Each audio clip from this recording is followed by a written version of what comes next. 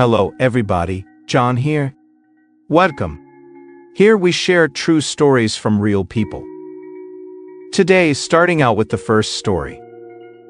Update: Mom asked me to cancel my wedding because Golden Sister would be hurt. So I uninvited them. Original post: I 31 female had been planning my wedding with my long-term boyfriend fiancé for over a year. Now all the reservations were done 5 to 6 months back because we wanted to have the wedding on a specific day in December, which happens to be a holiday season. Now, the thing is, my mom is not very happy that I was planning an extravagant wedding for myself because my sister was left at the altar by her fiancé a few months back, and my wedding would hurt her. First of all, my wedding was not at all close to being called extravagant. My fiancé and I are frugal, and we don't overspend on unnecessary things. The wedding is quite inexpensive with 50 guests, including close family and friends. There is no pre-wedding bash or bachelorette party. It's just a wedding followed by a modest lunch. Secondly, we are planning our wedding way before my sister planned to get hitched. Her wedding failure has nothing to do with ours. Besides, everyone, including my mom and sister, knew that we were planning our wedding this December, but I don't know why they decided to create a scene at the last moment. My sister is 3 years older to me, and this is her second wedding. Her first marriage lasted for 2 years, and they got separated amicably. She had been single since then. Last Christmas, my fiancé proposed to me for marriage. We were initially planning for a summer wedding, but a summer month later he got a short project overseas, so we postponed the wedding to this December. Since then, we've been planning it bit by bit. I hate to admit this, but I think my sister hurried her way into a second marriage because of me. She had just started seeing this guy when we announced our wedding last year. They had no plans for a wedding yet, but a few weeks later I got to know that they were getting married. It sounded very weird to me, like marrying someone within a few months of knowing. Out of concern, I asked her if she was sure about this guy, because marriage is a big thing, at least for me. She got defensive and said that not everyone is able to hatch a long-term relationship. It was a very sarcastic comment, but I let it slide. She never had a steady boyfriend. I think the longest relationship she had was for a year, with whom she married first and then got divorced after 2 years. I'm not saying 1 year is not enough for knowing her partner, but after one failed marriage, one should be cautious while making another move. This guy she had known for barely 5 to 6 months, and she was up for another wedding. Anyway, it was her choice and I respected that and didn't interfere further. They had planned for an intimate church wedding with a handful of people. I think it was less than 20. There were just 3 people from the groom's side on the guest list. He said his parents lived in a different country and would not be able to make it on such short notice. So from his side, there were 2 friends and 1 colleague. I think it was his manager, not sure though.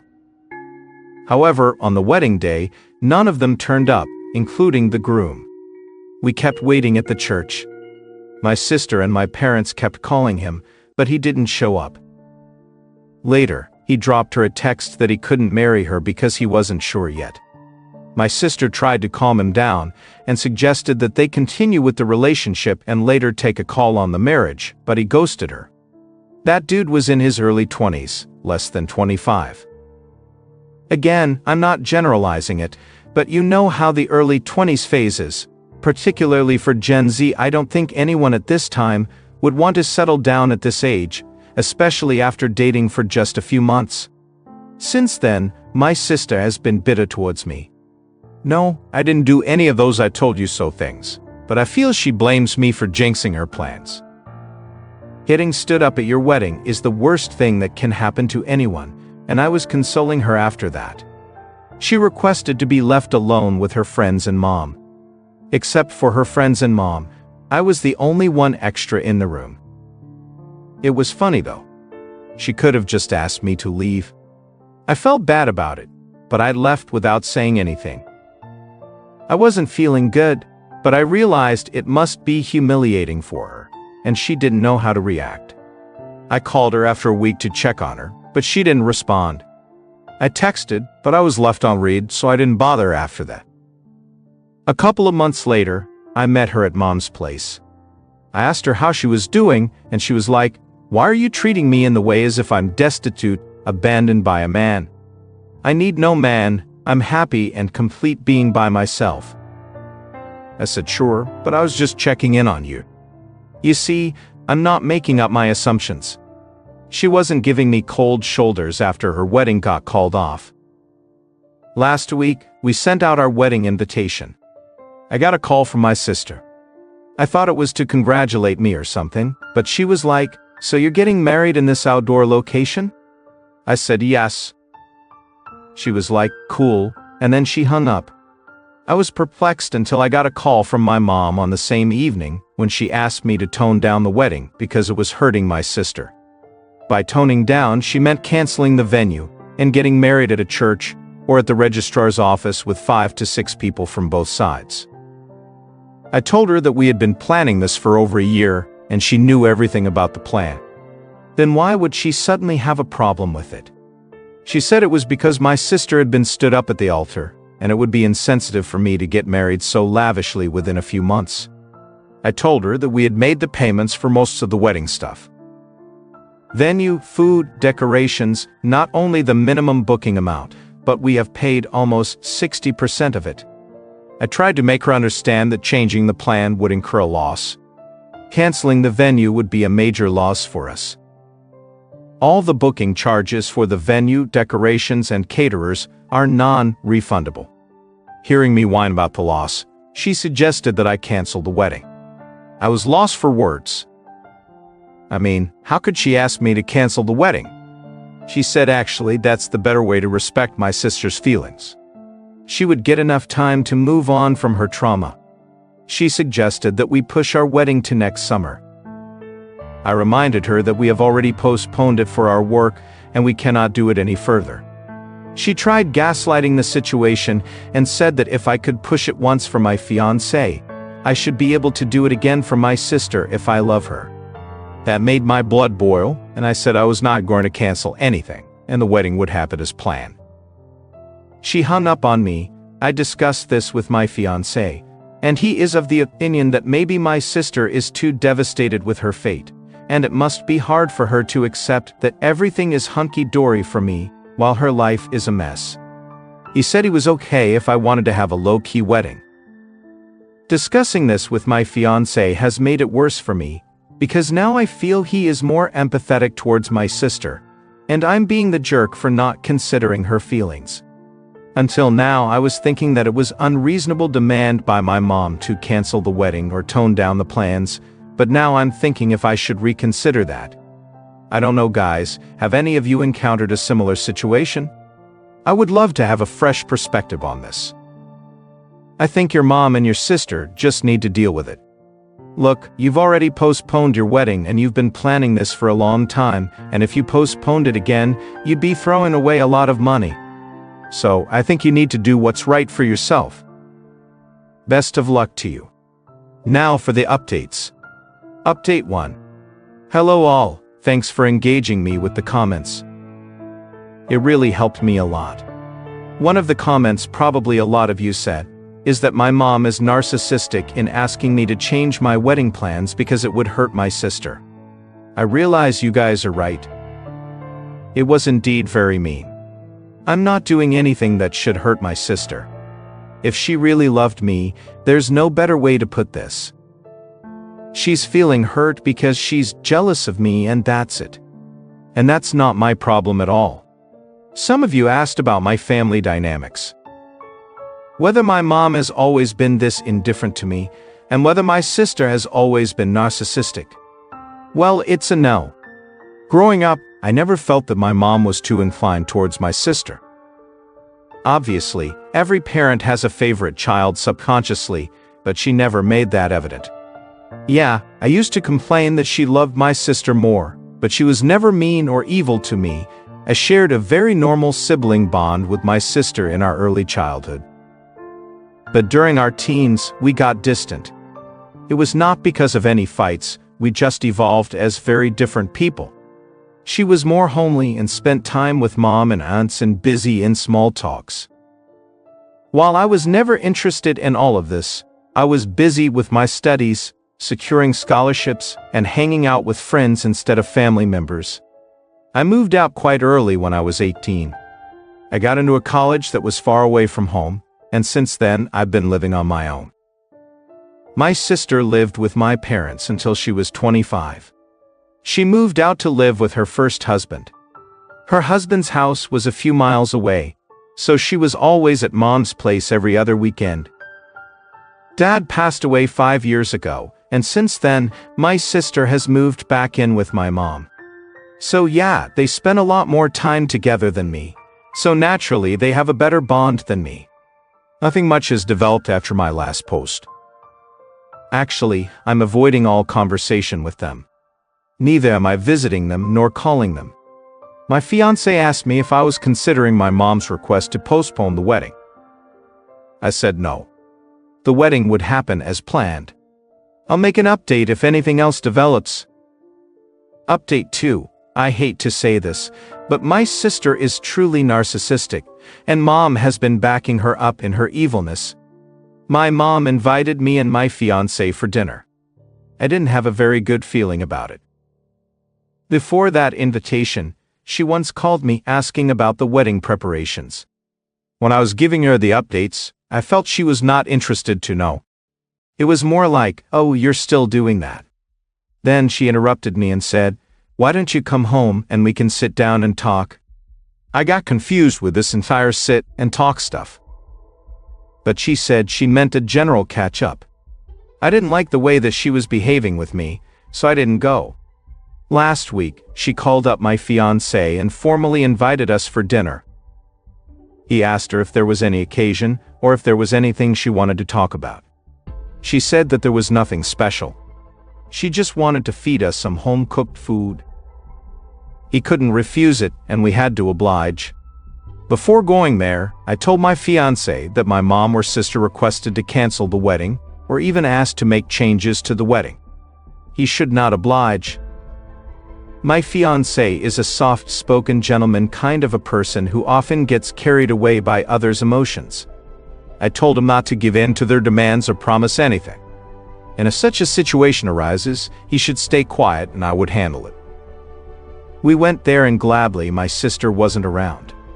Everything was going smoothly until mom started talking about her wedding, how she and dad got married at a registrar's office, followed by a modest lunch with both of their parents, and how that money helped them in setting up the house and stuff like that.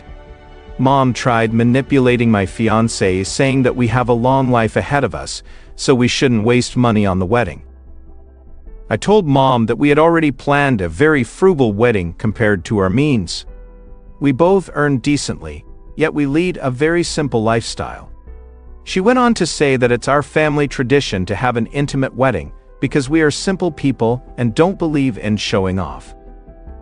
I was like, wait a minute, my sister did have a more than intimate first wedding with 100+ guests. Mom defended it, saying it was the first wedding of the family and it was dad who wanted to have it as such. That day, I realized how devious my mom was. She started sobbing and said that she was so glad that dad was able to organize and witness at least one of the weddings of his daughters, and how badly she misses him at family functions. My fiancé hugged my mom to console her, and I gestured at him to not get carried away by her tears. He was kind of annoyed by my stiffness. He was almost convinced by my mom and was like, "Sure, yeah, we'll take care of it. You don't worry," and stuff like that. Just then my sister stepped in. Oh my God, her bitterness was no limits now. She rushed to console mom, saying that she would always be there for her, and she would respect and obey her decisions unlike others. Her sarcasm pushed my buttons to an extent that I could no longer hold back. I told her that I had not done anything evil and that they were targeting me in such a way. This led to a full-blown argument between us where she said I should have canceled my wedding because my sister was going through such a rough phase in life. But I was so insensitive that I was not even ready to curb down the pomp and show. She was attacking me personally, But I still didn't say anything evil. I was just defending myself. When she said that it was stupid to spend so much money on a single event, I gave it back to her. I said indeed it was just one event, yet the most precious day of my life, and unlike others, I plan to have it once in my lifetime. She understood that I was hinting at her 2 weddings. I know I was evil and mean, but dude, I was done with her personal attacks. They had been calling me selfish, pompous, and whatnot for months now. I'm just so done with being a good person and a bigger person. I'm just done now. I'm happy being the evil. If they truly cared about my happiness, they wouldn't have been hurt to see my wedding. They were simply jealous of me. Not to mention my statement made this situation ugly, and my husband had to intervene and drag me out of the house. While leaving, I screamed that the wedding would happen as planned, and if they had a problem, they could skip it. This was yesterday, and I'm still fuming while I write this update. I'll tell you, you can handle all the evil in the world, but the narcissism coming from the family is the hardest to deal with. Update 3. Thanks everyone for backing me up, and sorry for the rambling on my last update. I was fuming with anger and didn't know how to channelize it, but thanks to everyone who PM'd me and engaged me with the comments. That really helped me calm down. Okay, I have quite an update this time. I'm getting married next week, and we're going ahead with our original plans. That's the good part. A lot has happened after my last post, but gladly I didn't lose my resolve. After that severe, I would call it a fight with my sister and somewhat with my mom, I was going through a series of emotions from anger to heartbreak. I didn't speak to my fiancé for a couple of days because I was not in a condition to have any rational discussion. He wanted to knock some sense into me, but I was just stuck with the thought that my sister couldn't stand to see my happiness and mom was siding with her, ignoring my feelings. When my anger subsided, my fiancé talked me through this. He said, "Let's shift the location to a church and cut down on our relatives." He believed that my sister mostly had a problem with the extended family witnessing the wedding and discussing my sister's fate at the altar. I was convinced about cutting down on the relatives part because I was not that social with aunts and uncles, but I really wanted the venue. Meanwhile, I called up my cousin, who's more of a gossip monger. To be honest, I called her to check to see if my sister had told her anything about the fight. And yes, she did. My sister had been gossiping about me all throughout. She told them that I mocked and insulted her for her broken relationship. She had blown up the entire story over the top. If it was just my sister doing so, it was still understandable, but my mom had also joined her team and had been bad-mouthing me, saying that I was insensitive and arrogant. I told my fiancé about this, and he stepped out of it. He was like, "Whatever you decide, I'm not getting into your family turbulence." So we are going with the original plan of garden-themed wedding with 70 guests as decided. As the wedding dates are approaching, I see my sister's narcissism taking new heights. She has been sobbing in front of my aunts about how inconsiderate I am, and how I am hurting her feelings by marrying in her face. Now I fail to understand her problem. I'm not marrying her fiancé or her husband, that she is creating such a fuss about it. Aunt said that she has tried to console her and asked her to be happy for me. When this tactic didn't work, she had been telling everyone to boycott my wedding so that I'd take a lesson in respecting the feelings of close ones. After I got to know about this, I emailed both of them, uninviting them from the wedding with the details of how they had been bad-mouthing me and hurting my feelings. I kept some of the key family members like my godmother, aunt, and her husband in the loop so that everyone knows my side of the story. After that email, I saw the tables turning around. I got several phone calls from other family members, including my godmother, assuring me that I was not doing anything wrong by having a wedding of my choice. The reservations were done months ago, and everyone knew about the plans way prior. So, what my mom and sister were doing were nothing but pure evil, and I have the right to cut them off from the wedding. Yesterday, I got a long voice note from my sister calling me a spoiled brat and strong-headed for not respecting her feelings. She was like, it was so difficult for her to move on. She had been abandoned by her fiancé at her wedding just a few months ago, and instead of consoling her, I was eagerly planning my own wedding and scratching her wounds. She cursed me that I would meet a similar fate as hers, or even worse, when my fiancé or husband would abandon me or cheat on me with other women. Then I would understand her pain. I was holding up myself all the while being strong about my decision. But hearing all this broke my heart. I couldn't contemplate how my own sister could curse me like this just a week before my wedding. The week before the wedding is anyway such an emotional roller coaster ride for a woman, and getting to hear this from your elder sister is the most horrible thing. People bless their siblings and children at the wedding, but I'm getting cursed. I don't know what I did to deserve this hate. My mom also replied to the first email that she was disowning me, and that I should never visit her ever because I didn't care about my family's feelings. This is what happened so far. I'll update the thread if anything happens further. L. Send me good wishes for my future. Story 2 update. When I ask my fiancé, 26 male, to please stop cussing me, 25 female out, he tells me I must want to date Jesus Christ. What advice do we all have?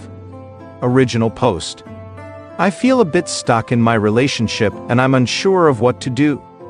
My fiancé and I have been together for a little more than 4 years, and our relationship has been characterized with lots and lots of arguments and fights. The most recent fight that I'm asking advice from is a classic example of nearly every fight that we have. We were speaking on the phone due to us being in a long-distance relationship, and my fiancé stated something about Christianity that I disagreed with. I told him that I disagreed, and that was all I said. He got upset with me and told me that I don't understand the fundamental concept of Christianity. I told him I didn't think so, but I just disagreed with him theologically on this concept. I heard him typing on his phone, and I knew he was about to pull up something that confirmed what he thought was right. I asked him, please don't. I don't want to bicker over this. Please don't look something up just to send it to me. He said, I'm not sending you anything. I said okay, but please don't look something up to read out loud to me. I barely got that out before he cut me off to read aloud a passage of the Bible he felt proved his idea. After he was done, I told him, I just asked you not to do that and you cut me off to do that. He said, sorry, but I am right and you are wrong. I said, no, there is no sorry, but I asked you to please not do something and you went ahead and did it. Then he got angry with me and said that I'd better explain myself to him right now. I told him I didn't have to do that. And once again, he said, you better explain yourself to me right now. I said, no, I don't have to do that. He said, no, you don't have to, but if you want a happy, healthy, and loving relationship with me, you better explain yourself to me right now. I told him that isn't how it works. And he said, who the F do you think you are? I hung up the phone. This happens every few days, honestly, when he cusses me out like that. And I asked him to please stop, but he doesn't. I hung up the phone because I don't want to hear someone speak to me like that. The next morning he texted me that he was sorry for his contribution in the fight. I told him, thank you for the apology, but I needed some time to think about it because that isn't how I want to be spoken to. And I have told him that in the past multiple times, this isn't a new concept. I've asked him to please stop cussing me out for years. He responds to me a few hours later and tells me that taking some time to think about it was me being evil, manipulative, and abusive. We speak on the phone a few days later and he continuously cusses me out, saying F you and shut the F up. Whenever I try to say something, and calls me belligerent and a vindictive bitch, tells me how much he hates me, how much he doesn't want anything to do with me, how he never wants to hear from me again, but he refuses to break up with me out of fear. You can spin this huge narrative about how awful I am. He starts saying F your parents because they have seen his behavior in the past and present and don't want to spend time around him. Boy, that doesn't sound very Christian-like to me. I can barely say anything because if I try to, He will yell "shut the F up" or repeatedly yell "stop" over and over and over to me. He tells me that I make him so mad that this is just how he reacts because I treat him so terribly. He said that me hanging up the phone when he asked me who the F I thought I was the last time I was going to disrespect him. He is mad at me and cussing me out and telling me I treat him terrible and that I am so disrespectful to him because I hung up the phone because he was being disrespectful to me and cussing me out. It makes no sense and it makes me feel crazy, hence why I am reaching out to strangers on the internet. Simple solution, just break up with him. His therapist he was seeing but no longer does because he moved cities, sent him a couples therapy course for us to complete. He looked at it, without telling me about it, or asking me if I wanted to do it after seeing what it entailed. On his own, he decided he didn't want to do it and blamed me for it, saying, "I saw it as a 9-hour-long videos, and I didn't want to ask you to do it with me because I didn't want to be rejected by you." This shocked me because he had asked me twice if I wanted to do it before he opened it up and saw what it entailed, and I said yes. Drove 6 hours to have a meeting with him and his therapist, and I continuously asked for couples therapy. When I asked him why he would believe I would say no to the course after he looked at it, he said it's because you refuse to pay for couples therapy. When we were talking about couples therapy, he rushed to sign us up with an online therapist and told me that I had to pay for the entire thing. He told me if we were to do couples therapy, then I would have to pay for the entire thing. I told him that I couldn't afford that, but I would be happy to pay for half. But now he is saying since I won't pay for the whole thing that it's me that's refusing to do any couples therapy with him. Even a free course his therapist gave him. This is absurd to me, because he is the one refusing to pay for anything. Our long distance is supposed to end in a month, because he moved to a new city and I graduated and got a job that in the new city as well to be with him. He on the same phone call starts screaming at me that I better not go to the city with him. I told him that I didn't really have a choice because I signed a contract. The buyout is $18,000, and which I can't afford.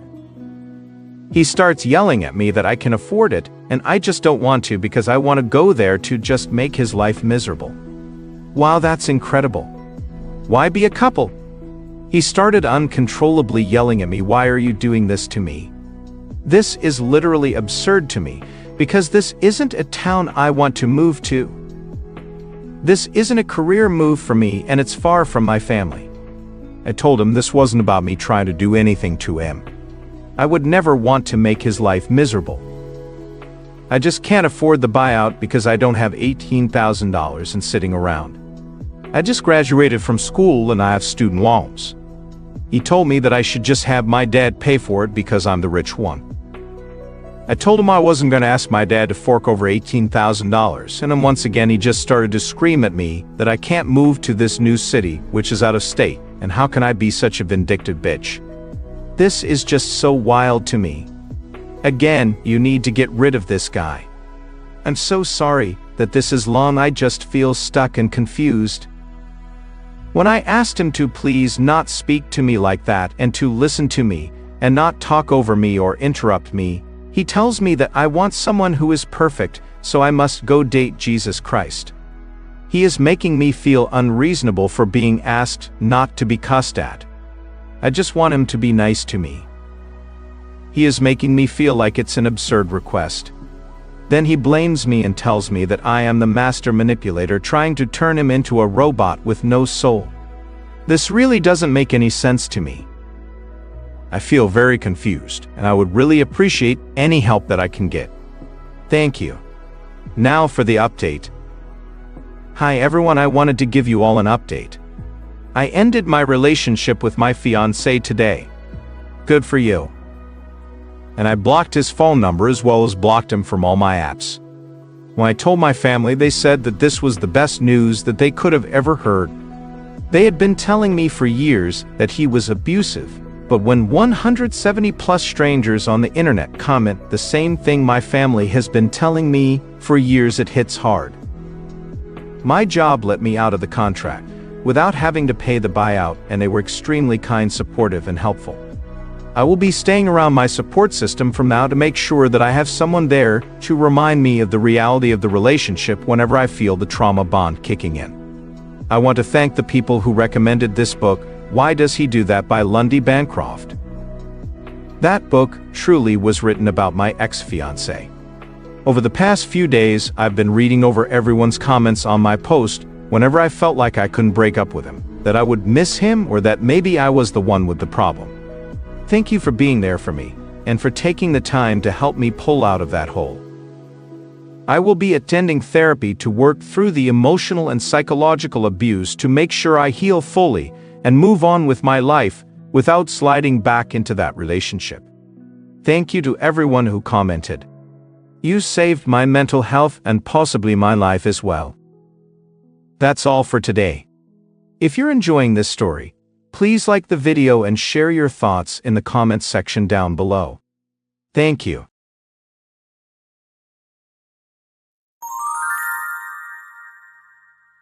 Hello everybody, John here. Welcome. Here we share true stories from real people. Today, starting out with the first story. Update: Mom moved me out of the house at 8 to accommodate her new family. I took possession of the house. Original post: I am 24. Let me start off by saying I was kicked out by my mom because she needed to impress her new husband. Okay, if kicked out seemed a little harsh, we can say that she moved out of my own home and made me live with my grandparents on my father's side. I have all the good memories until my dad was alive. Unfortunately, we lost him when I was 7. As a kid, I felt devastated. I was very close to my dad, and sending him off inside a coffin broke my heart. I still remember that moment very clearly, and it saddens me to this day. While I was still processing the loss, my mom showed up with another man and insisted I call him Dad.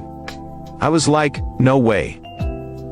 I don't know if I was right or wrong, but I just didn't feel right calling him Dad just within a few months of my own father's demise. After that first meeting, I often found him in my mom's bedroom, and it was difficult to see how quickly my mom had moved on. She didn't even wait a year before bringing my dad's replacement to the house. I was not ready to accept him as my dad's replacement. I had recently turned 8 when they planned their beautiful wedding.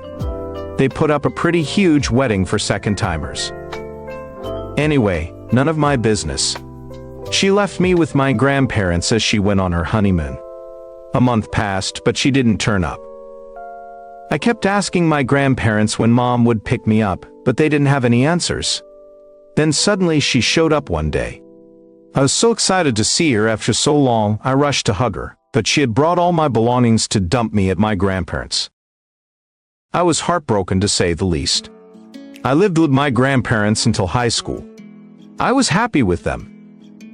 My mom used to show up sometimes only to tell me how much she loved me and cared for me. Sometimes I used to question her that if she loved me so much, why had she dumped me at my grandparents'? She had no answer. She would try to cover it up by saying, "Oh, your grandparents are getting old. They need a helping hand to run their groceries and dump out their trash."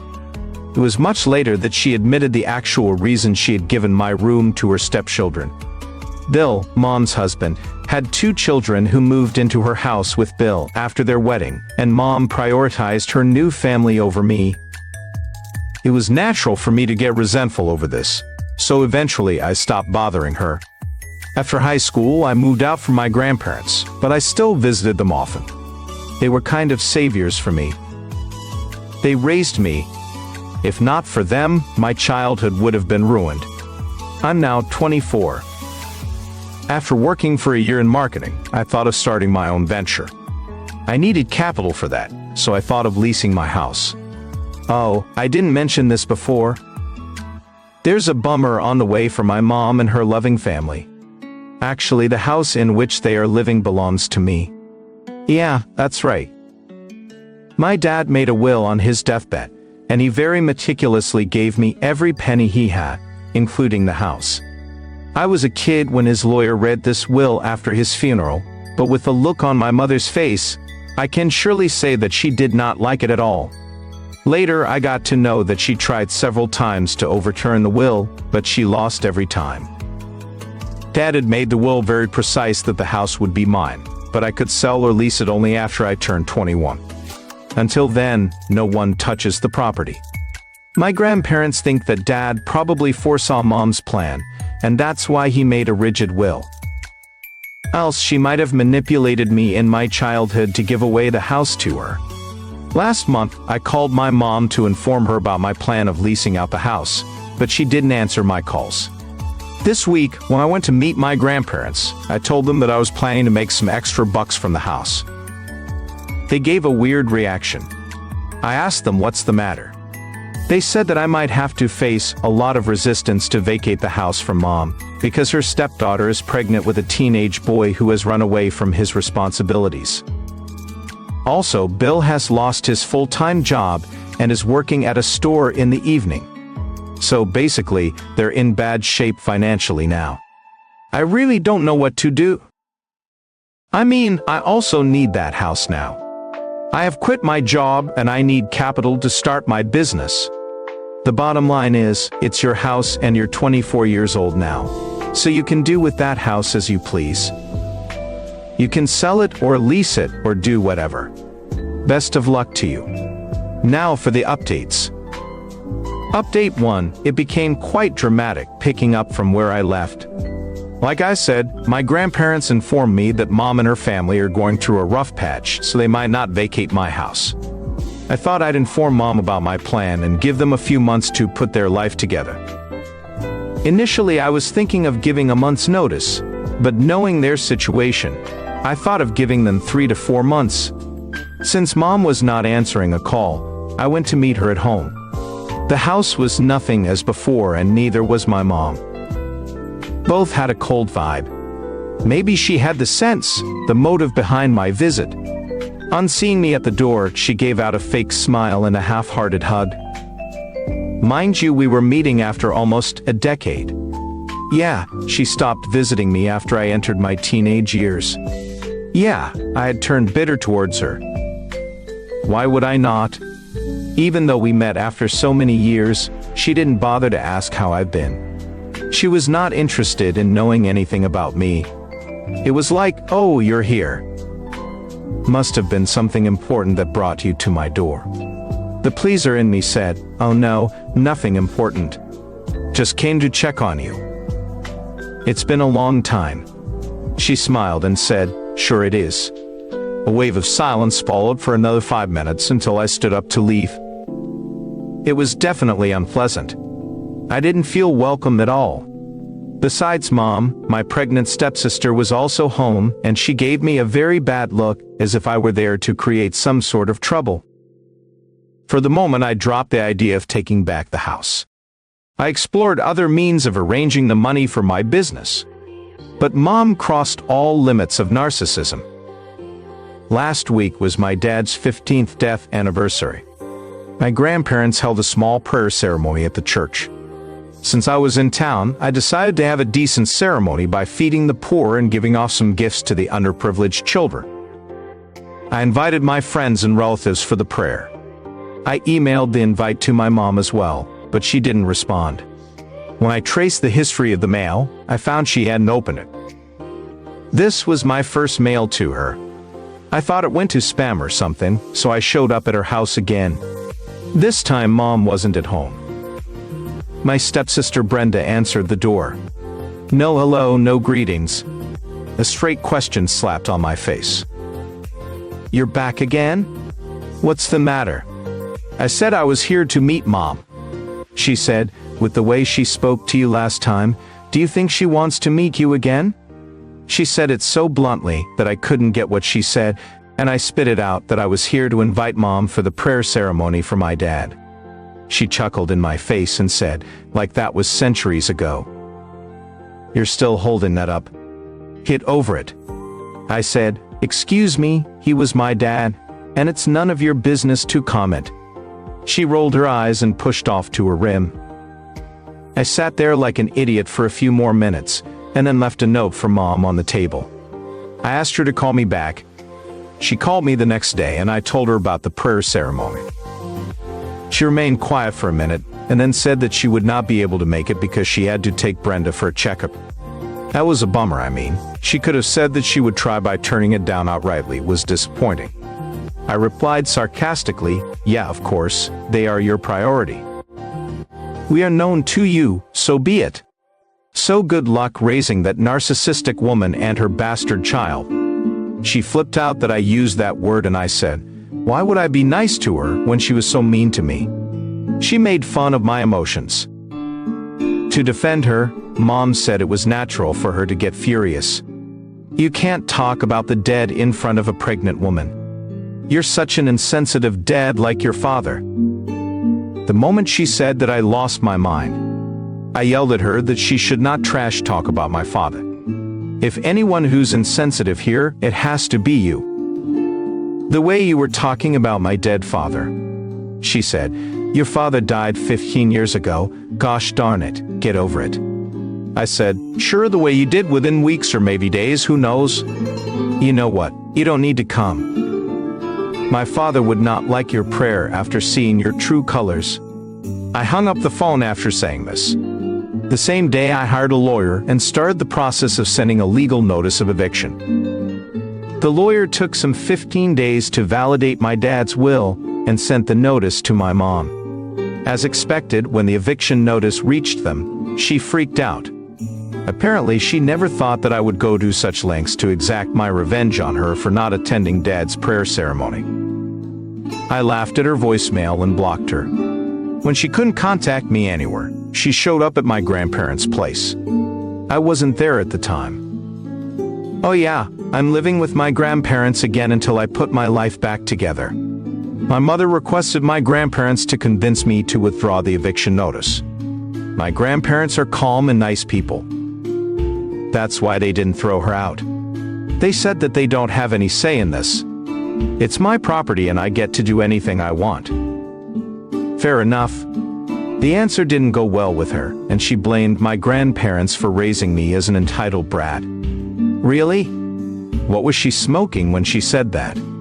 I asked my grandma why she did not say anything to my narcissistic mom. My grandparents were like, "We don't want to mess with such a woman." And I said, "I want to mess up, and now I'm not going to let them live in my house for one extra day." I gave the eviction notice, as per the tenants' law in the country. Though they are not tenants, they aren't paying any rent to me. On top of that, I'm the one paying the property taxes every year. So legally, I'm entitled to throw them out right away. My grandparents are God-fearing people. They talked me out of this idea. They said, for the sake of the Lord, give them that 1 month to find another shelter. There's a pregnant woman there, and we shouldn't pull her into the streets. I sighed. She didn't need any help either. She was equally toxic. My grandparents were like, so be it. She might be a sinner, but her unborn is not. Don't be cruel to that little creature. They convinced me to wait, else I was adamant to evict them on that very day. The next day, I got a call from Mom. I ignored it. She did the same to me when I was calling her. She messaged me to talk. It's urgent. I responded, check out my calendar and meet me at my grandparents' at my open slot. This didn't go well with her. She sent a long reply that I was trying to throw weight on her. What did I do with her 5-paragraph mail? Nothing. That's right. I didn't respond. She might have got the hint that I was not going to give in to her pressure throughout my childhood. Whenever I used to cry or throw tantrums for going home, instead of loving me, she would scold me and ask me to behave. She would petrify me to be a good lad and not throw tantrums. This is her parenting style, and it worked. In order to keep her happy and not mess up with her, I would stop sobbing. But after she left, I would sulk at the corner of the house for hours. Not anymore.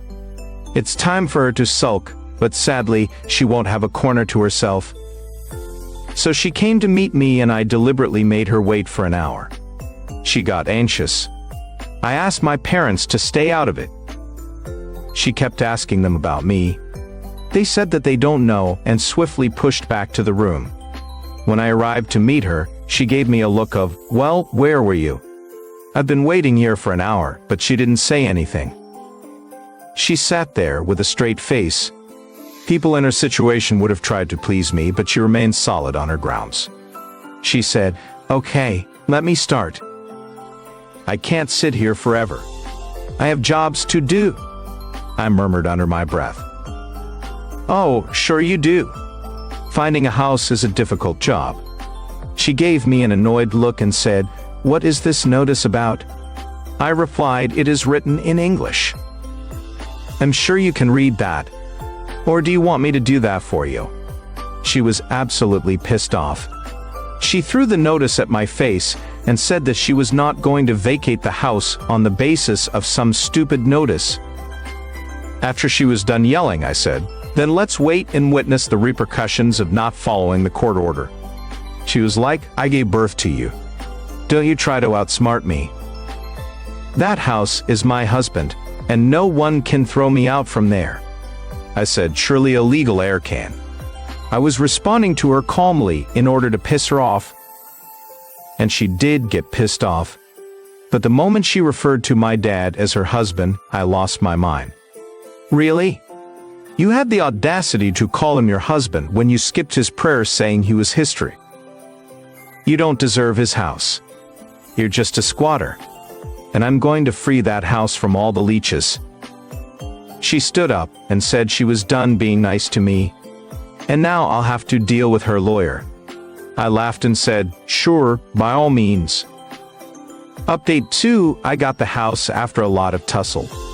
Like I mentioned in my earlier post, I gave 30 days notice to Mom and her family to evict the house. She came to me and tried to gaslight the entire thing. I shut her down and she left. The next series of events was nothing but pure narcissism by them. Could you believe that her stepdaughter Brenda came charging at me and on top of that threatened to press a harassment case on me? She was playing her pregnancy victim card. Like I can do anything I want because I'm carrying a child inside of me, I said. "Woman, pregnancy is not a ticket to get away with your nuisance." She tried to mess up with my grandparents until we showed her the camera installed across the house. I said, "One more time, you set your foot here and I'm going to get you arrested."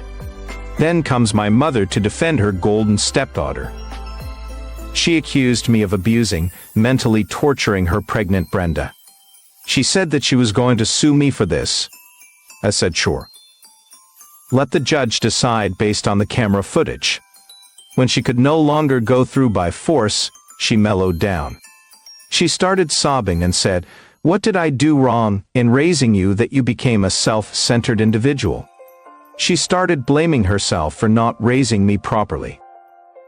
She even brought my dead father in between and said it was his fault that he died so early and didn't give me a proper upbringing. I said, "Hold on. If anyone is to be blamed, it has to be you. Not for raising me wrong because you never raised me. I'm raised by my grandparents and they did a pretty good job. You should feel sorry for abandoning me, but you know what? Glad you didn't raise me. I see how badly you raised your stepdaughter." I brought up the teen pregnancy thing. Also, I know I shouldn't have done moral policing, but in the moment of rage I did. Naturally, she got furious at me. I realized I'd overstepped my boundary. So I remained quiet after that. I said, I didn't want to get into any further talks. I just wanted my property back. I have let them live there for free for so many years. Now I really need it. I tried to make her understand my situation, that I quit my job and needed money to start my business. So I would be leasing the house. She flipped out that I was throwing them out only to let other strangers live there. I said, "The other strangers are going to pay me rent. If you agree to pay, you can live there." She freaked out that I was bringing money into the family matters. I said, "There isn't any family here. You threw me away like a pile of garbage and hardly checked on me. My birthday is Christmas, Thanksgiving. You barely showed up. And even when you did, you made me feel like you were doing me a favor. What kind of mother does that? A mother like you, right? She tried by all means to manipulate me, gaslighting, guilt-tripping, and her usual anger. When she understood that I got no chills, she left. You guys are thinking that they vacated the house after that? A big no, they didn't. Mom's loser husband has yet to come into the picture. That crap headman sent a voicemail. Dude, you don't even know who you're messing with. I could deadlift you and make you plead for your life. One punch in your face and you're going to forget about the house. You should open my door again, and I'm going to knock you out. Really? What kind of man is he? I mean, he wants to knock out a young woman? What? Really? That is just incredible. That dude is big, and he loves to flaunt it. I don't know much about him, but my grandparents cautioned me not to mess with him. He is a bully. Sure he is, but he is a dummy. He laid out the evidence against himself by threatening me over voicemail. I didn't respond to him because I wanted a bigger dude to handle him, the cops. On the supposed day of eviction, I went to the station and registered a case of threats. I had solid evidence. My lawyer walked down with me to the station and requested the cops to accompany us to the eviction. Initially, they were not ready to come. They said call us if they caused trouble, but we didn't want to deal with the squatters by ourselves. Some cash helped in getting them on board, and they accompanied us. When I reached the house with my lawyer, Mom, Bill, and Brenda started cussing us. Her loser husband even came out with a hockey stick, but as soon as they saw the cops' vehicle behind her car, he stepped back. The cops showed them the eviction notice and asked them to leave. They were so confident of chasing me out that they didn't even pack their stuff. They asked the cops to give them a further 1 month's time. The cops looked at me and I said no way. Now after all these threats, they started using Brenda's pregnancy to buy a few more days, but I put my foot down and said now. I got some weird looks from the cops that I was insensitive, but I was following the legal route, so no one had anything to say. They further bargained to give me a day's time. I said 3 hours from now. They gave me looks of bitterness. Bill even tried to brush his shoulder against me with red eyes. The cops yelled, "Get moving," more packing and less giving looks. We all left after that. The cops asked them to hand over the keys at the station from where I could pick it up. We had to pay the cops extra bucks to facilitate this, and it was completely worth it. Who wants to deal with those squatters? My lawyer suggested I take a restraining order against them on the property, in case they want to come back and harass me or the tenants. They're well capable of doing that. We took it, and the cops shared a copy of the restraining order with them and explained the consequences of violating it. The pain look on their faces was unmissable. So finally I got the house and I put it up for lease. I hope to get a good deal, and I'm able to start my business as soon as possible. Enough of dealing with the crap head people. This would mostly be my last update unless they come back to mess with me again. Thanks for reading this and supporting me throughout. Story 2, my 36 male girlfriend, 33 female, of 15 years, no longer wants to live in any house I buy because of a comment that I made. How can I resolve the impasse? We've been together 15 years, and lived together in various rentals almost all that time. No marriage plans, but we intend to stay together through old age.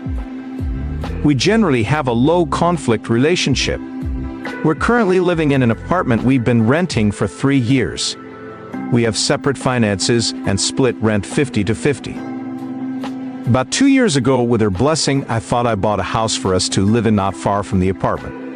She didn't want to be a homeowner but was fine with me being one. A few days after I closed on the house, her leg was broken. Moving into the house became unrealistic.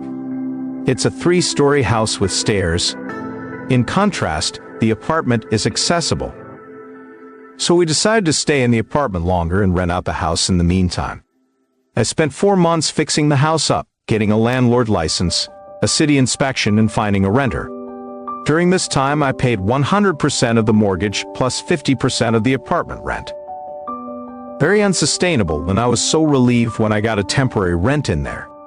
Before the tenant moved into the house, I traveled to visit family, while my girlfriend stayed in the apartment. While I was away, a cold spell hit the city and she worried the house's pipes might burst. She texted me that she was going to the house to open the sink faucets. I feared for her safety and tried to dissuade her. Her leg was still broken, she was on crutches, and I worried she would fall down the stairs and have no one to help. I much preferred the pipes burst than, worst case, I was paying house insurance. She insisted that she was going. I pleaded with her and she ignored my texts. I developed intense anxiety. I called her and I said that I wish she wouldn't go. It's my house. What I meant by that comment was it's my problem, my responsibility, as in please, don't concern yourself with the pipes bursting. I'll deal with whatever consequences if they do. That isn't how she took it. She thought I was power tripping and refusing her access to her future home. I apologized and clarified what I meant. She was still upset with me for days. We eventually moved past it, or so I thought. Now, 1.5 years later, the tenant's lease is up, and she doesn't want to live in the house. She says it's because of the comment that I made. She tells me I don't understand why you said it even after you explained why you did. I've apologized. I've re-explained. I've conceded that I shouldn't have tried so hard to dissuade her because it was her choice to make. I've reassured her that if we live there I will not control her access to the house, and that it would be different from every other place else we've lived together. I've suggested that we have a cohabitation agreement that explicitly gives her the right of access to enter and leave the house at all times. Those reassurances aren't enough. I've asked her what I can do to repair the trust that was broken. She says I don't know. I asked if we could set a long-term goal of buying another house together. She said no. She doesn't want to buy a house. I asked her if she could ever live somewhere else that I buy. No. She won't trust me if I'm a homeowner, and she wants to live together as renters indefinitely. I know I made a mistake saying what I did, and I'm genuinely sorry.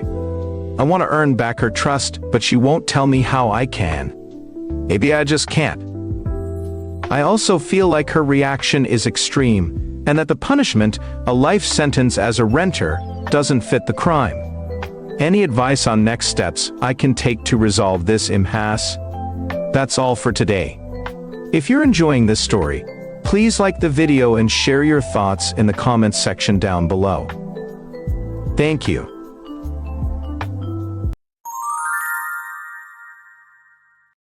For not giving up my grandma name. I, 46F, have 3 kids.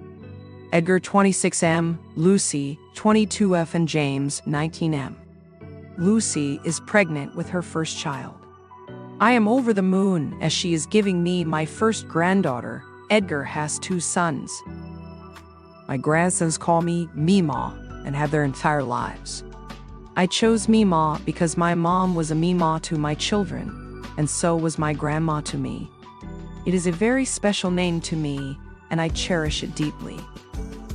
However, my daughter's boyfriend, Roger, 24M, mom, Sarah, 56, also likes the name. Because of the show Young Sheldon, Sarah has expressed her love for the show and how she'd love to be just like Sheldon's Meemaw. She has been dropping not so subtle hints she'd like to be called Meemaw since we found out my daughter was pregnant. Like asking the baby if she wants to call her Meemaw. On Friday morning, she called me and invited me out to lunch. I said yes because I enjoy her company for the most part and had no plans. When we got to the restaurant, we were talking about anything and everything but the baby. We ordered and the topic of the baby didn't come up until our food came out. In the middle of me taking a bite, she muttered under her breath, "Give up being Meemaw." I was confused and thought I misheard her and asked her to repeat. And she said, "You have 3 kids. You will have multiple chances to be a grandma. I only have 1 kid to have grandkids from, and I want to be Meemaw to them." I was shocked. I did not want to give up the name, especially because of how sentimental it was to me. After sitting in shock for a moment, I responded, "My 2 grandsons already call Meemaw. It's too late to change it. I tried to laugh it off, but she stayed stone cold and said, "They don't have to call you anything else. I just want Roger and Lucy's baby to call you something else." I then sit in silence again, not wanting to fight with her. She then followed up with a "so," to which I responded, "The name Meemaw goes back to my great-grandmother, and I have a lot of sentimental value behind the name. You can be Meemaw too, but I'm not changing it." She rolled her eyes, then responded, "I'm not sharing the name. It will be confusing for the baby," to which I stood up and said, "Then I guess you're gonna be looking for another name." Then I slammed $20 in cash on the table and walked out.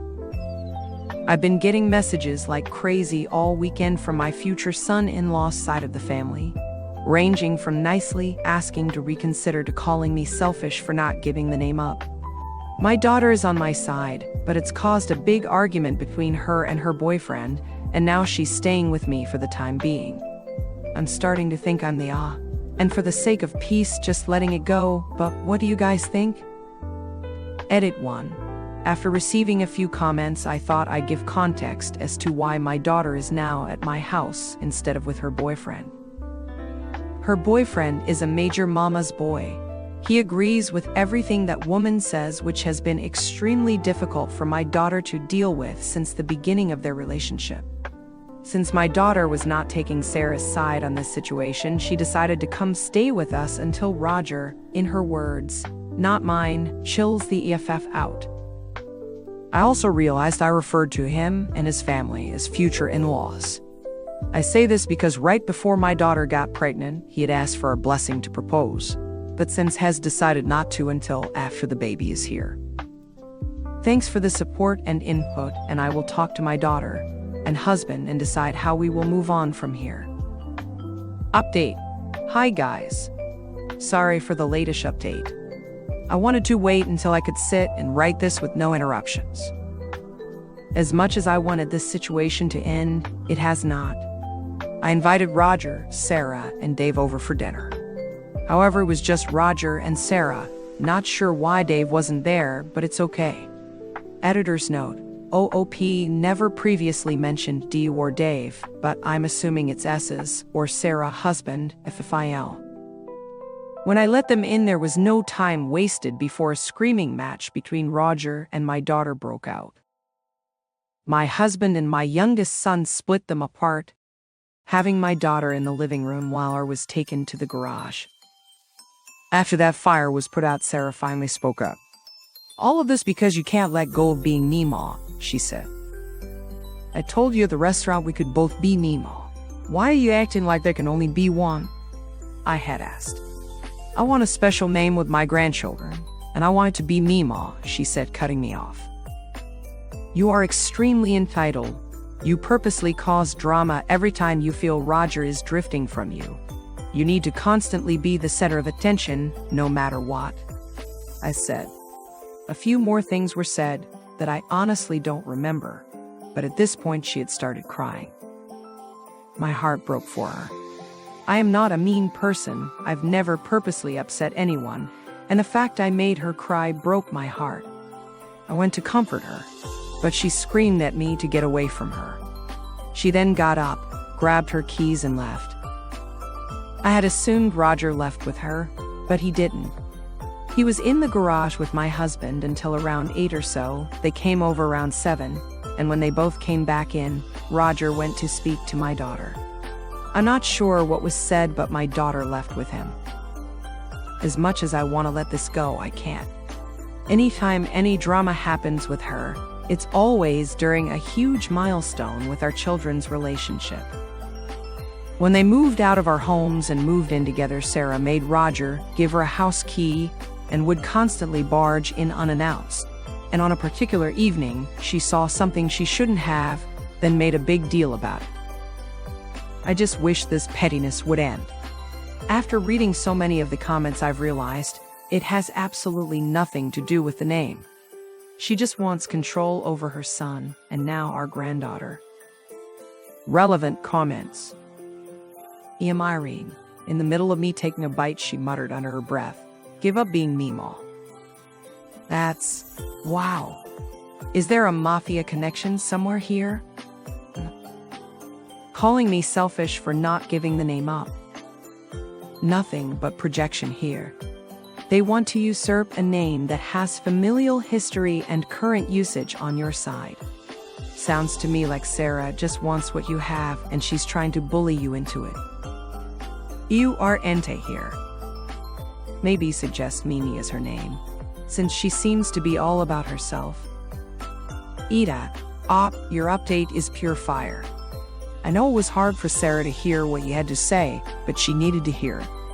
You called her out on her very unreasonable and entitled behavior, and you recognized the fact that this isn't actually about a name.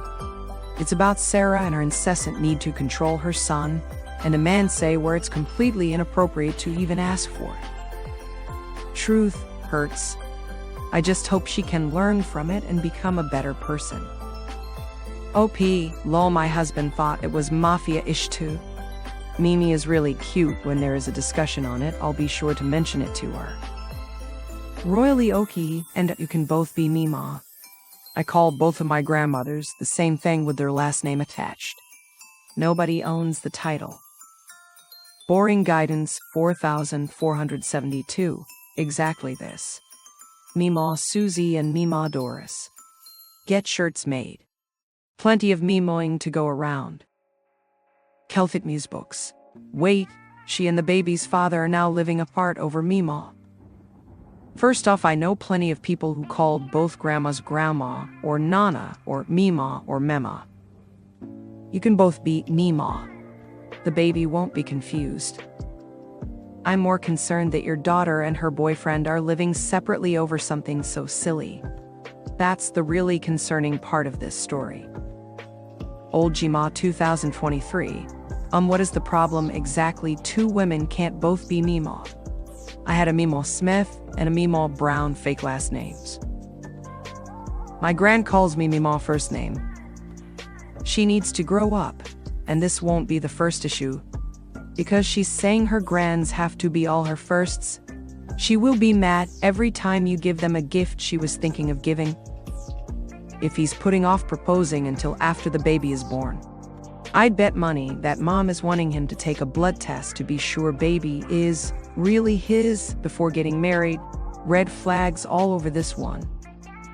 I had never thought about the last part that way. It makes so much sense to me, so I will bring it up to my husband, since my daughter doesn't know about the whole engagement thing. Thank you. Update. Hi to anyone who sees this. I am unable to edit my original post, so I am posting directly to my account. Yesterday was a hectic day to say the very least. My phone was continuously buzzing. The harassment from my future in-laws plus family friends was intense. However, from what I understand is Sarah has completely fabricated the story to everyone. Roger and Lucy came over yesterday, where Roger had apologized to me. He had told me that Sarah said that I was extremely rude and that I had told her that the name Mimo was mine and I wouldn't share it, which is why Roger and Lucy were fighting in the first place. Clearly, that was not the case. I decided after that to send a large group text to everyone who had been constantly harassing me, explaining the true situation. As expected, not many people were on my side, and those that were on my side privately messaged me, I assume in fear of being outcasted from the family. I've had absolutely no contact with Sarah since Monday. My daughter is due in the middle of August, so I really hope this has ended by then, but knowing Sarah, it might not. I will continue to update on this post periodically if anything new happens, which, to be honest, I don't see anything either important enough or interesting enough to happen until closer to the baby's due date. On a different note, there is almost 700 comments on my original post, and as much as I would love to go through each one, I can't. If there was a question I missed, please post them under here, so it will be easier to see. Thank you. Relevant comments. You Mad Hatter, you're correct. Plenty of grandparents share titles. There's nothing wrong with it. Hopefully this will calm down, but probably not. This seems like it will always be a thing. I foresee arguments about who gets which holidays, first trips to zoo, theme parks, etc. X, you already had a first Christmas with your other grandkids. You can let me have this. Good luck.